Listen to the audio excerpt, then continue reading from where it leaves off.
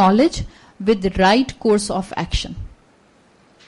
خالی علم نہیں ہوتا رشد, ورنہ کہتے کہ مجھے علم سکھا دیں. علمتا رشدہ کہہ رہے ہیں, یعنی وہ علم سکھائیے جو میرے عمل میں ٹرانسفارم بھی ہو جائے. Sound knowledge with the right course of action. تو یہی چیز یہاں پر بتائی گئی. اب آپ کو یہاں تک جو جتنی بات آئی ہے کہ موسیٰ علیہ السلام نے ان سے ریکویسٹ کی کہ مجھے اپنے ساتھ رکھیں, آپ کو 3 بیسک چیزیں مل رہی ہیں. ایک, یہ نہیں کہہ رہے کہ آف کورس میں نبی ہوں اور موسیٰ ابن عمران ہوں اور بنی اسرائیل سے چل کر آیا ہوں اور اتنے ہفتوں یا مہینوں کا سفر کیا ہے تو اب آپ کو مجھے سکھانا پڑے گا. بہت ہی ریکویسٹ کے ساتھ کہہ رہے ہیں, ہل اتبعوک, کیا میں آپ کو فالو کر سکتا ہوں؟ میں آئی فالو یو. ادب کے ساتھ علم سیکھنے آئے ہیں.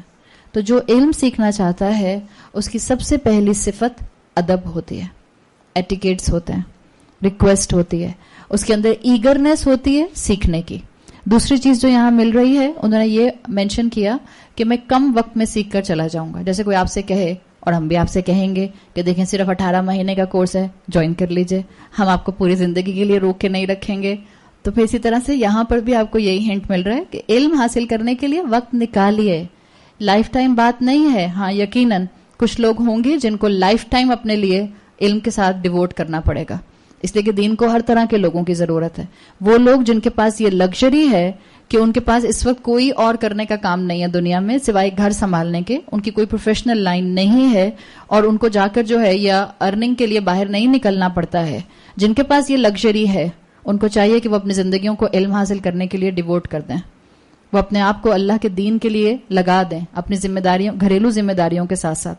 لیکن جن کے پاس اتنا ٹائم اور اتنی فرصت نہیں ہے, جن کی پروفیشنل لائنز بھی ہیں, وہ اپنی زندگی میں سے ایک مرتبہ اتنا وقت ضرور نکالیں کہ جس سے وہ ایک مرتبہ قرآن سے کور ٹو کور گزر جائیں, تاکہ ان کو جو ہے وہ قرآن کا ایسنس سمجھ آ جائے.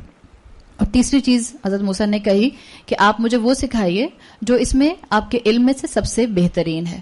حل اتبعوک, کیا میں آپ کو فالو کر سکتا ہوں؟ آپ کو پتا ہے اتبعو اتباع سے ہے, اور اتباع کیا جاتا ہے کسی کے پیچھے اس کی محبت میں آتے جانا. رسول اللہ صلی اللہ علیہ وسلم کی اطاعت ہم سب پر فرض ہے, اتباع فرض نہیں ہے, ریکمینڈڈ ہے, پسندیدہ ہے.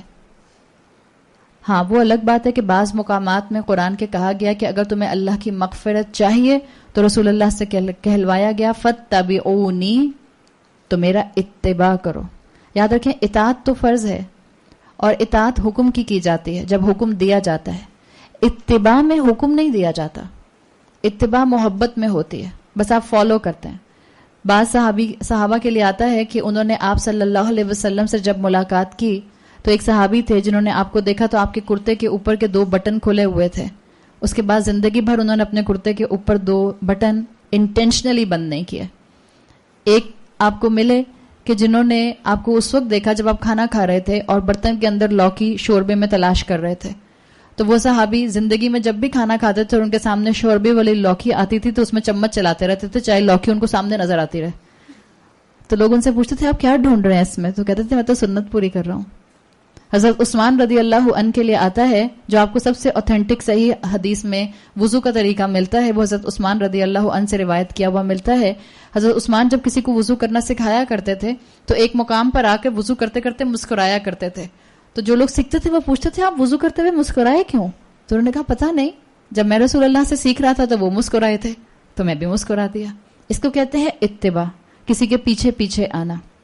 تو موسیٰ علیہ السلام نے بھی یہاں پر حضرت خضر سے یہی کہا کہ دیکھیں میں آپ کی ریسپیکٹ کرتا ہوں, میں آپ سے محبت کرتا ہوں, اتباع میں یہ آٹومیٹک آ رہا ہے, تو میں آپ کے پیچھے پیچھے چلنا چاہتا ہوں, میں آپ کو اپنا رول ماڈل بنانا چاہتا ہوں. اس سے کیا پتا چلتا ہے کہ آپ اپنے ٹیچر کو اپنا رول ماڈل بنا سکتے ہیں اگر وہ اللہ اور اللہ کے رسول کا فرما بردار ہے. ہاں اس ٹیچر کو رول ماڈل مت بنائیے جو اللہ اور اللہ کے رسول کی کھلی نافرمانی کر رہا ہے, اس کی ہدایت کے لیے دعا کیجیے. تو یہاں پر اتباع میں 3 مفہوم آ گئے, فالو کرنا, کسی کے سٹیپس پر پیچھے پیچھے چلنا, اس سے محبت کرنا اور اس کی فرما برداری کرنا. اب آپ موسیٰ علیہ السلام کی اگر سی وی اپنے ذہن میں رکھیں اور اب ان کی ہمبلنس دیکھیں, عاجزی دیکھیں, ہیوملٹی دیکھیں, تو آپ کو پتہ چل رہا ہے کہ استاد کے سامنے آیا کیسے جاتا ہے. اور یہ استاد کا ادب ہمیں اپنی اولادوں کو بہت سکھانے کی